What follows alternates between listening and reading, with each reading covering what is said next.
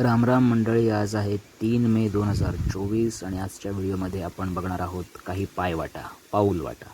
ही जी वाट समोर दिसते हा डोंगर आहे जो चढून जायचा आहे.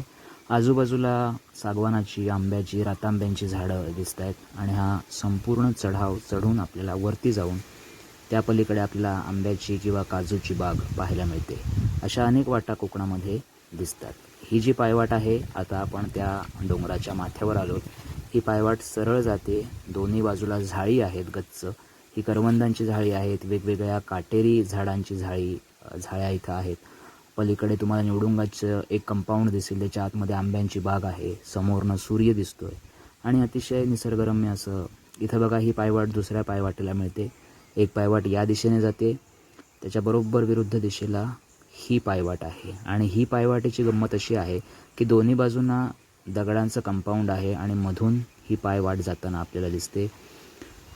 थोडंसं नवीन माणसासाठी हे थोडं भीतीदायक असू शकतं, कारण जंगल आहे आजूबाजूला. पटकन एखादा हिंस्र प्राणी तिथून डोकावण्याची शक्यता, जसं की डुकर म्हणा, बिबट्या म्हणा, असे प्राणी या ठिकाणी वावरत असतात. पण निसर्ग सुंदर, आल्हाददायक असं वातावरण इथं बघायला मिळतं. बाहेर उन्हाळा जोराचा आहे, पण इथे झाडं असल्यामुळे, सावली असल्यामुळे उन्हाच्या झळा तेवढ्याशा जाणवत नाहीत. चिंचोळी पायवाट काय असते इथं पाहू शकता. डाव्या हाताला दिसतंय निवडुंगाने बांधलेलं कंपाऊंड, ज्याला वय म्हटलं जातं कोकणी भाषेमध्ये.